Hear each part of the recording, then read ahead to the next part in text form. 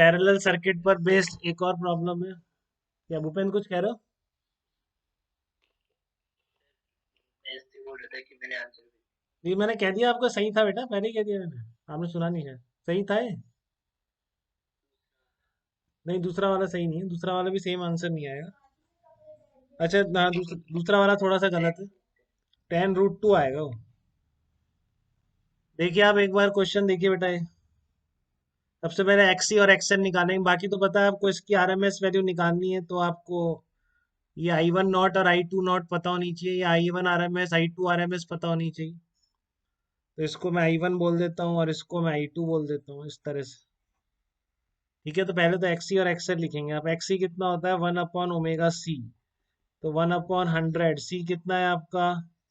Capacitance है 100 × 10⁻⁻⁶, तो कितनी आ गई? 100 ओम आ गई बेटा। ठीक है ना? एक्सएल कितना आ जाएगा आपके पास? Omega × L. ओमेगा 100 है, एल कितना है आपका? 1/2, कितना आ गया? 50 ओम आ गया। तो इस तरह से एक्सी और एक्सएल की वैल्यू आपकी निकल के आ गई।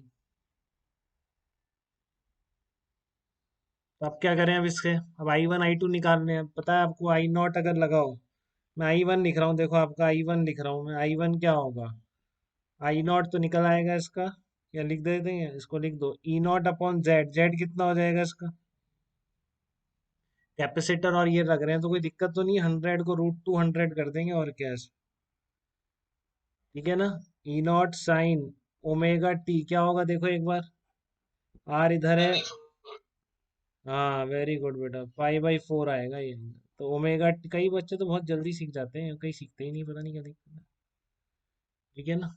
तो ये ओमेगा T+AC में यही होता है, फटाफट बहुत ही जल्दी पकड़ लेते हैं। ये साइन फंक्शन का एडिशन है यार, और कुछ नहीं है, बाकी तो सब क्लियर है अपना। वही जस्ट ढंग से ऐड कर रहा है, वही इसमें तरक्की कर रहा है। ठीक है, तो E0 कितना आ गया आपका? E0 हो जाएगा 20√2 हो जाएगा। ठीक है ना? E0 हो जाएगा, IRMS थी ना वो, √2 × 100 साइन ओमेगा T+π/4, इस तरीके से आ जाएगा। तो इसका I0 कितना आ गया? 1/5 आ रहा है। I1 नॉट की वैल्यू 1/5 साइन ओमेगा T+π/4। ये I1 की कहानी होगी बेटा इतनी। तो क्या आप I2 की कहानी भी पढ़ सकते हैं क्या आप, अगर I1 की आ गई है तो I2 की भी पढ़ लेंगे, इसमें क्या है।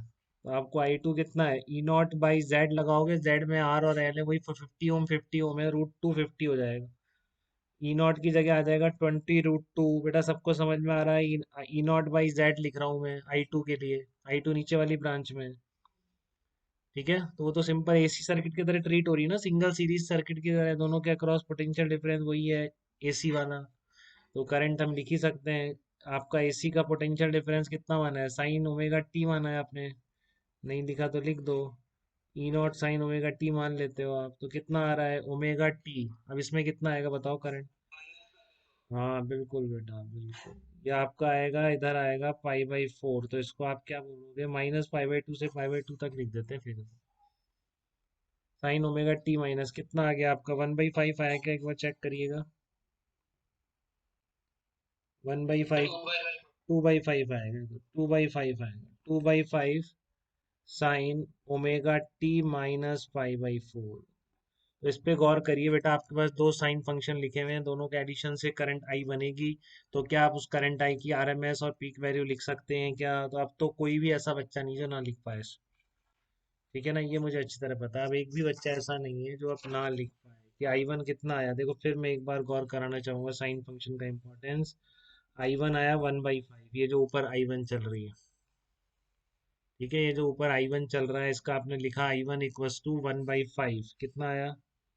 sin ओमेगा T+π/4 आया, sin ओमेगा T+π/4। ठीक है, नीचे वाला जो I2 निकाला है आपने, वो कितना आ रहा है देख लो, जो आपने निकाला है उसी से लिख रहा हूँ। 2/5 sin omega T - π/4। 2/5 sin omega T - π/4। तो बहुत सिंपल था, ये तो आपको समझाने के लिए मुझे लिखना पड़ रहा है, ये तो आप डायरेक्ट ही लिख सकते थे, कुछ था नहीं क्वेश्चन, फटाफट ही कर सकते हैं। तो आई की वैल्यू कितनी आ गई? I1 + I2। तो अब कोई दिक्कत किसी को भी नहीं आ रही होगी जहां तक मुझे समझ में आ रहा है। sin omega T + π/4। I2 कितना है? 2/5 साइन ओमेगा टी -π/4। तो गौरव आप बताइए बेटा, इनको एक सिंगल साइन में कन्वर्ट कर सकते हैं तो उसका पीक वैल्यू कितनी होगी, मतलब आई की पीक वैल्यू आई नॉट कैसे लिखेंगे बताओ। आप ओमेगा टी को जीरो बोल लो या इसको जीरो बोल लो, तो इसके फेज डिफरेंस कितना हो जाएगा, π/2 का हो जाएगा क्या बेटा। दोनों में फेज डिफरेंस π/2 का है ना, तो एक वेक्टर 1/5 ऐसे बनाओगे, दूसरा किधर बनाओगे 2/5, या आगे जैसे भी बनाओ। ठीक है, कोई दिक्कत इसमें यहाँ तक। तो कितना आ गया ये 1/5 का स्क्वायर प्लस 2/5 का स्क्वायर, तो √5/25, तो ये आ गया आई नॉट 1/√5।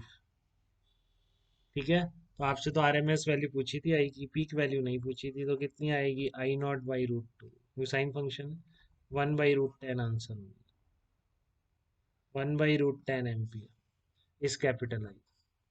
ए पार्ट का आंसर हो गया आपका 1/√10। बी पार्ट क्या कह रहा है, वोल्टेज अक्रॉस 100 ओम, ये डायरेक्ट लिखना सीखो बेटा, ये बी तो आपको इसके अक्रॉस लिखना है ना, तो आप इस I1 की आरएमएस वैल्यू पता है ना, E R M S 20/Z, ये डायरेक्टली इस तरह से लिखना सीखे आप। ठीक है, आपको क्या पता है इस सर्किट में I1 की, इस 100 ओम के अक्रॉस आरएमएस पोटेंशियल डिफरेंस दिखना है, तो I1 की आरएमएस वैल्यू, ये तो मैंने बहुत सिखाया आपको, आप क्यों भूल गए। I RMS = E RMS/Z लिखो पहले तो ई आर एम एस आपको गिवन है यहाँ पर 20 वोल्ट, 20 लिख दो। जेड इन दोनों के बीच कितना है, कैपेसिटर रेजिस्टेंस है, अंडर रूट वाला आ जाएगा, तो √200 आ जाएगा, दोनों 100 है। ठीक है, तो आपका I RMS आ गया है। आप पोटे कितना आ गया देखो, ये 1/5√2 आ गया, बस अब VRRMS लिखना है आपको। V 100 ओम के अक्रॉस आरएमएस की वैल्यू I RMS और ये सब तो जेड से डायरेक्ट रिलेटेड है ना बेटा, इनटू जेड, जेड कितना हो जाएगा सिंगल रेजिस्टेंस का आर के बराबर, 1/5√2 इंटू 100 कितना आ गया, 20/√2 कह दो इसको, या फिर 10√2 कह दो, तो ये 10√2 आंसर आ जाएगा। 10√2 आपका आंसर आ जाएगा, इसमें कोई दिक्कत तो आप मुझे बताइए बेटा, इस तरह की प्रॉब्लम। इस तरीके से मैंने साइन वही कहानी है बिल्कुल, जैसा लास्ट क्वेश्चन था, I1 I2 निकाल के ऐड कर दिया। अब जिसको इन दोनों को ऐड करना आता है उसकी लाइफ बहुत सिंपल है, आगे के नेक्स्ट चैप्टर के लिए भी, इस चैप्टर के लिए भी, वेव ऑप्टिक्स के लिए भी कह रहा हूँ, दोनों जगह उसकी लाइफ बहुत सिंपल।